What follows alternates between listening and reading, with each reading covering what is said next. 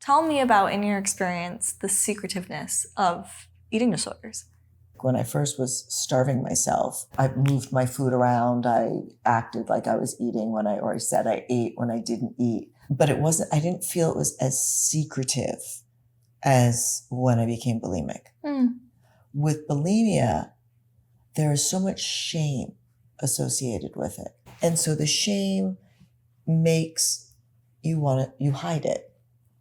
And I mean, come on, it's gross. You eat a ton of food and you get rid of it in a very horrible way. And you don't want people to know that you do this, which leads to isolation, which leads to more binging, purging, and this self-sustaining cycle. It was funny. The anorexic end was pretty celebrated. Mm-hmm. I will tell you that I was so thin, nobody alerted. I was actually rewarded. Yeah. Wow, look how thin she is. Oh, she's dancing. You look like a ballerina. Right. You have this, right? At that point, it ended up then a competition with my mother, because she was always, and then here I dropped this weight. And so then it became a whole, so no, that was actually a celebrated thing. It was when I started becoming bulimic that the secretiveness, the furtiveness, the hiding the binge, hiding the purge, this great amount of shame. In society, there's this idea of weight loss is good, less is better, weight gain is bad. So of course no one was going to say, hey, what's going on here? Because society has told us that was good, especially in the communities that you were part of. Yes. As a ballerina. But the secrecy thing is so interesting from my point of view because I receive the secrets and I hold the secrets with them. And maybe I'm the only person that they have shared this story with, but shame can't survive when secrets are told in safe places. So I get to be, and I'm so privileged to have that role of I get to be the person that they share these secrets with. And it doesn't have to be so heavy and they're not holding it alone. Sometimes I literally feel like we're holding it together now. An eating disorder can be very, very severe and people still function. Whereas with substance use or alcohol use, when you start spiraling, it's really obvious. Whereas it might not be the case with an eating disorder. The pathology can stay in secret and you can almost have a double life because of it. And my job as a therapist is to help connect those lives and help the person become whole and not have to be navigating the eating disorder and navigating who they are as a person. Having a secret or having secrets, they can be weaponized against you. It's ironic because having that secret takes more control away from you. Yeah. I had my eating disorder used against me to manipulate me to do certain things. Well, if you don't do this, I'm going to tell such and such that you have this.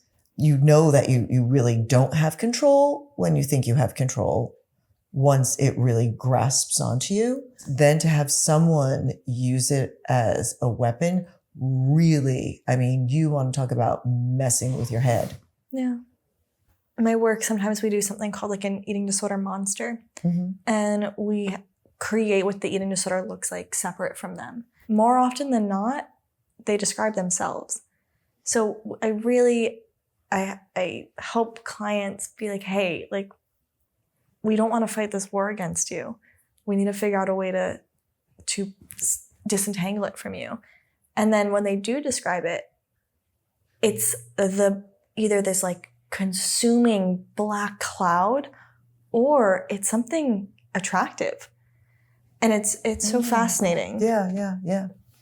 And that's I never did that type of work, yeah. But that's how dynamic an eating disorder is. There's something so drawing and helpful and safe of an eating disorder, and then there's this dark, dirty underbelly about it. Well, the dark, dirty underbelly, that's how you feel, or that's how I felt about myself pretty much at all times with it. The only time that I felt free from it was when I was like physically doing something or, like dancing or, and I wasn't thinking about it. I was in the music and in the movement. Yeah. When I was with my grandparents and listening to stories of their life, when I was, with the dogs, that's when I felt, I was busy with, my mind was on that and the interaction there. That was the only time that I didn't feel dirty or ashamed or that awful feeling that you carry with you all the time. It's so interesting that you say that you carry it all the time. When I was at a conference back in March, someone told me a story about how sometimes they bring a third chair into the therapy session. And a client was like, well, what's this? They're like, It's your eating disorder. It's with us. Like, it's with you all the time.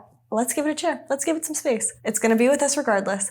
And I just found that to be so powerful. Yeah, seriously. Sometimes I remember I'd wake up and I forgot that I had an eating disorder when I woke up. Do you know what I'm saying? Yeah. It's like I woke up and it was like me. And I was like, no, today it's okay. It's not. And then there it was. Yeah. None of us, when we were young that had it at the studio, discussed that we had it. It was all hidden? It was at the studio. It was all hidden. It's just that such and such would start losing weight and get all the attention. Yeah. And then, would eat lunch and go in the bathroom. I did some research on, have you ever heard of like the eating disorder communities? I think I briefly spoke to you about them, like yes, the yes, pro-ana, yes. Yeah. And at first, I was so angry at these communities, but I didn't understand why they existed. And then one of my mentors helped me have more compassion. Like, that is a place where they feel connected. That's a community. And maybe they don't feel that anywhere else. So if we can somehow change those communities to be something pro-social and adaptive, there's actually a lot of power in those communities. So imagine what it would have been like for you and your friends to just name, hey, this is what I'm doing. And then one person say, I don't feel very good after I do it. Oh my gosh. Do you feel dizzy? Do you feel this? And I will say, honestly, Zoe, in groups that were moderated at my time, I actually learned more tricks. Oh my gosh. The tips and tricks are very real, especially in eating disorder communities. Yeah, but I will tell you, recently I had a conversation with somebody else who's in recovery, and we both had done a similar behavior that we both thought we were pretty original with. No, seriously. No, it's so funny. And the two of us, I was like, yeah, I used to yada, yada, yada. And she's like, wait a second. Yeah. I'm like, I thought that I was original. She goes, so did I. So it was really. It is so funny you say that. So when I was working at Renfrew, we saw all of it. Yeah. And everyone thought they were so like slick so and slick, slow. so and I was like, your eating disorder really thinks it's so smooth. But like, we have seen it all. Right. And that, like, sometimes when I say that to clients, it's so relieving because 9 out of 10 times I'm not going to be shocked. Well, that also comes back down to the secretiveness. Yeah. So if you say, I've seen it all. I've seen it all. You're not going to shock me. Trust me, I've seen it all. And then I'm like, well, let me see if I can shock her. Right. And I'm going to tell you a behavior that maybe I really, really was secretive about. Right. To see, and you're like, yeah, that's common. Right. And the eating disorder sometimes likes to shock. Yeah. But I'm laughing just because I recently had a conversation with a client where she's like, and then I did that. She's talking about her time at a higher level of care. And I was like, girlfriend, like, we have seen it all. Like, you are not fooling us on this. Right. Yeah. Right.